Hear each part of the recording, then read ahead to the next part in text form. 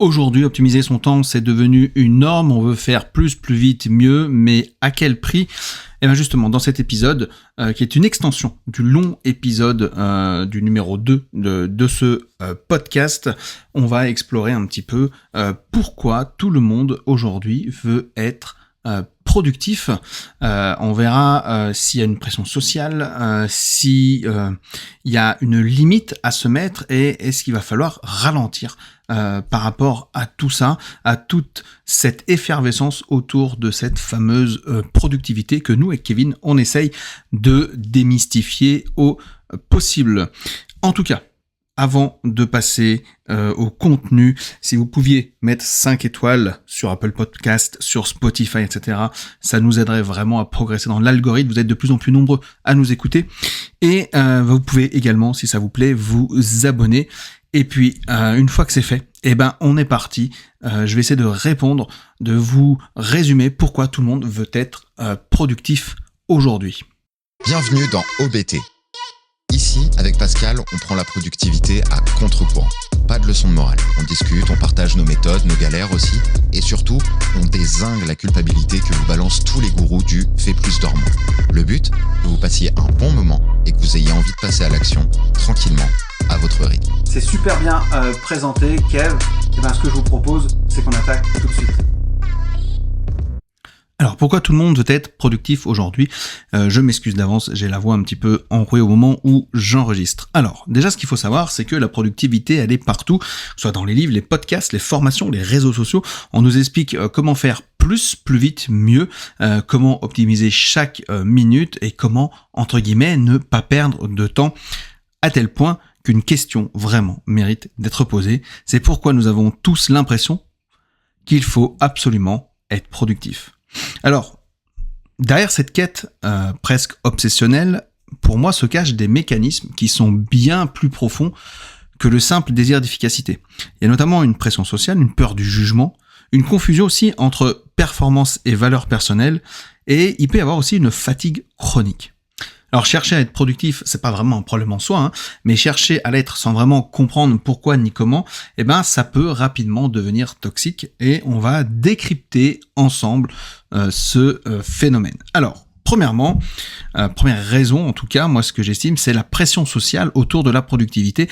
Pourquoi cette pression elle existe ? Nous vivons dans une société qui valorise l'action, la vitesse et qui valorise le résultat visible. Donc, quelque part, être occupé, c'est devenu un marqueur de réussite sociale. Et celui qui court partout, qui a un agenda plein, qui ne décroche jamais, est souvent perçu comme important, comme impliqué, comme utile. Et je vous invite vraiment à écouter ensuite le podcast, le deuxième podcast, qui s'appelle Comment éviter qu'optimiser son temps devienne une prison. Là, on va vraiment dans les détails, on parle de la révolution industrielle, etc. Mais déjà, avec ce podcast aujourd'hui, vous avez l'essentiel un petit peu de ce qu'on pense. Et donc, je disais, le fait d'être perçu comme important, impliqué, utile, ça veut dire que si à l'inverse, on va ralentir, on va prendre du temps, on va faire moins, ça peut être inconsciemment associé à de la paresse, à un manque d'ambition, à une forme d'échec. Et là, je vous renvoie également aux épisodes où on parle des pilotes, des drivers qu'on a depuis la naissance et dans lesquels on est conditionné. Cette pression, évidemment, elle ne vient pas uniquement de l'extérieur, elle est aussi intériorisée et on finit par se juger soi-même à travers ce prisme. Si je ne fais pas assez, c'est que je ne suis pas assez. D'accord ? Alors qu'en fait, c'est totalement décorrélé. Alors, qu'est-ce qu'on entend par pression sociale ? C'est pas forcément quelqu'un qui va vous dire explicitement de travailler plus. C'est souvent beaucoup plus subtil que ça. Ça va être des discours du type tout le monde peut réussir, c'est s'en donner les moyens. Ok, ça c'est la fameuse phrase. Les modèles de réussite qui sont mis en avant. Il y a les hyperactifs, les multitâches, les disponibles 24 heures sur 24. Ok, 7 jours sur 7. Il y a aussi les injonctions, à optimiser son temps libre. Et on en fait partie aussi avec Kevin évidemment, mais on essaye de le faire de façon bienveillante et honnête. On essaie d'avoir mis en place en tout cas un système, le système timer, qui est adapté à votre réalité de vie. Il n'y a pas d'injonction, il faut faire comme ci, il faut faire comme ça. Par contre, il y a des petites méthodes, des petits tips que vous pouvez venir greffer dans votre vie.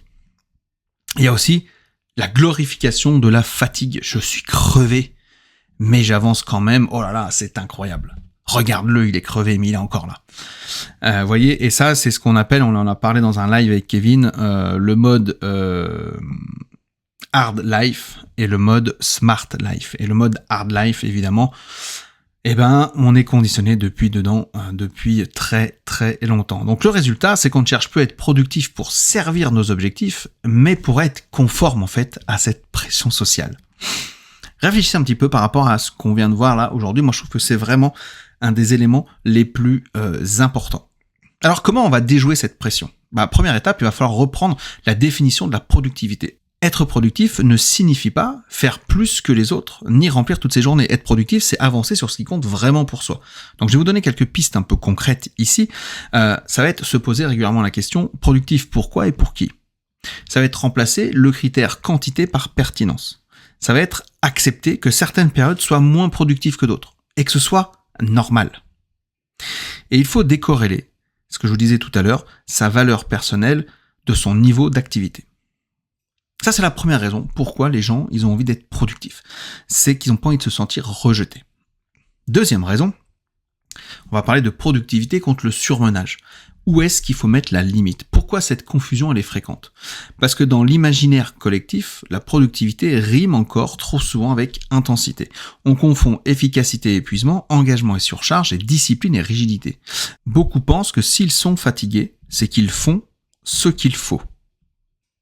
Or, le surmenage, c'est pas un signe de bonne productivité, et c'est même souvent l'inverse. Donc, qu'est-ce que moi j'entends par surmenage ? Le surmenage, c'est pas seulement travailler beaucoup. C'est surtout ne jamais vraiment récupérer, avoir l'impression d'être toujours en retard, être occupé sans se sentir efficace, et perdre aussi en clarté, en motivation et en créativité. Et on peut être très occupé et très peu productif. Et c'est souvent le cas. Quand on récupère les coachés avec Kevin, ils ont souvent cette problématique-là. Pourtant, j'ai l'impression que je fais plein de choses, mais finalement, j'avance pas tant que ça. Et quand on fait un petit état des lieux de tout ça, on se rend compte qu'il y a des choses qui ont été mises en place, au départ qui partaient d'une bonne intention, puis ensuite, ça se brouille un peu. Et c'est un petit peu galère. Le surmenage, en fait, il apparaît quand l'énergie dépensée dépasse largement l'énergie récupérée. Alors comment on peut déjouer cette dérive-là ? La clé, c'est de passer d'une logique de temps à une logique d'énergie. Alors, je vais vous donner quelques principes qui sont assez simples. Identifier les moments de la journée où l'énergie est la plus haute.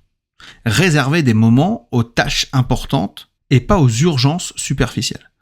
Intégrer des temps de récupération comme des éléments non négociables. Et accepter que faire moins, mais mieux, c'est souvent plus rentable. La productivité durable, elle repose sur un équilibre. Avancer sans se brûler.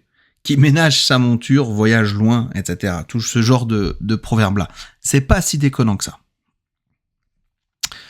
La troisième chose, c'est est-ce qu'on en fait trop ? Est-ce que il faut ralentir ? Et quand ralentir, ça devient nécessaire. Alors, pourquoi déjà ralentir, c'est si difficile ? Ralentir, ça va à l'encontre de nombreux conditionnements. On a vu, peur de perdre du temps, peur de manquer une opportunité, peur d'être jugé, peur de se retrouver face à soi-même, etc. Et donc, être constamment dans l'action, ça permet parfois d'éviter certaines questions inconfortables. Mais à force, le corps et l'esprit, ils finissent par envoyer des signaux. Alors, qu'est-ce que moi j'entends par en faire trop ? En faire trop, c'est pas seulement avoir beaucoup de choses à faire. C'est dire oui trop souvent, c'est accumuler des projets sans jamais clôturer, c'est remplir son agenda sans espace vide. Ça, c'est très très dur. Et ne plus savoir pourquoi on fait les choses. Et le signe, en fait, quelque part, le plus révélateur, c'est la sensation de courir sans avancer réellement. Est-ce que vous l'avez déjà ressenti ? Alors maintenant, comment savoir quand ralentir et comment le faire ? Ralentir, donc, je vous l'ai dit, ça ne veut pas dire tout arrêter. Ça signifie simplement qu'il faut reprendre le contrôle du rythme. Donc il y a quelques actions concrètes que vous pouvez essayer. Faire régulièrement déjà un état des lieux de ses engagements, c'est hyper important. Supprimer ou repousser ce qui n'est pas aligné avec ses priorités. Créer aussi volontairement des marges dans son agenda. C'est vraiment des sortes de zones tampons, ou alors de laisser un peu d'espace.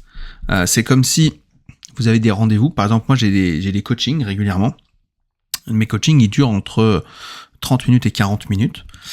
Je mets des plages de 45 à 50 minutes pour le coaching. Comme ça me permet d'avoir une petite zone aéré entre l'enchaînement des coachings. Ok ?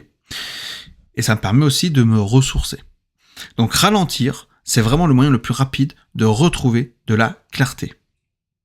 Acceptez également que le repos est une condition de la performance et pas une récompense. Ça c'est important, j'ai oublié de le dire, mais c'est très important. Je le répète, acceptez que le repos est une condition de la performance et pas une récompense. Alors, si on conclut tout ça, si tout le monde cherche à être productif aujourd'hui, c'est pas un hasard. C'est le résultat d'un mélange de pression sociale, de confusion entre valeur et performance et d'une peur collective de ralentir.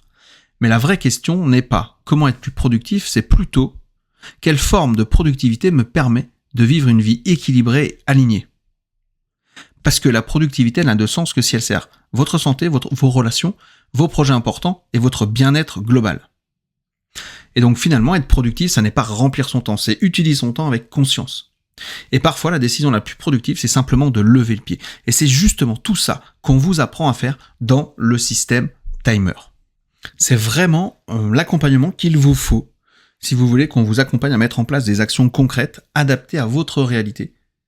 Et dedans, on vous fait vraiment prendre conscience de votre relation au temps, de comment y faire face pour retrouver la sérénité et du temps avec vos proches. On parle quand même de se libérer à minima 7 heures par semaine. C'est ce que, en moyenne, ont nos coachés par rapport à ça. Et nous, on vient vous aider. Vous avez des peurs, dire mais je sais pas comment je vais le mettre en place. Aucun souci. Il y a des lives réguliers et vous venez poser votre question, votre problématique et on essaie d'y répondre. On vient greffer des petites choses pour que tout fonctionne. On est là vraiment pour vous accompagner jusqu'au bout. En général, on dit c'est une méthode 4-8-12, c'est-à-dire qu'il y a 4 semaines pour mettre en place, pour implémenter les premières, on va dire les premières méthodes, les premières notions. Ensuite, on rajoute 4 semaines de plus pour les consolider. Donc on arrive à 8 semaines. Et ensuite, pour la durée, c'est encore 4 semaines supplémentaires. Et au bout de 12 semaines, vous avez normalement votre système qui est bon et qui va être durable, surtout dans le temps. Vraiment, découvrez l'accompagnement. Il y a le lien en dessous de l'épisode quelque part. Je ne sais pas s'il est encore en promo au moment où vous écouterez cet épisode, mais c'est hyper important. Moi, je vous dis à très bientôt pour un prochain épisode. Je vous dis ciao. Pensez à mettre 5 étoiles. Pensez également à vous abonner. C'est très important pour moi. Ciao.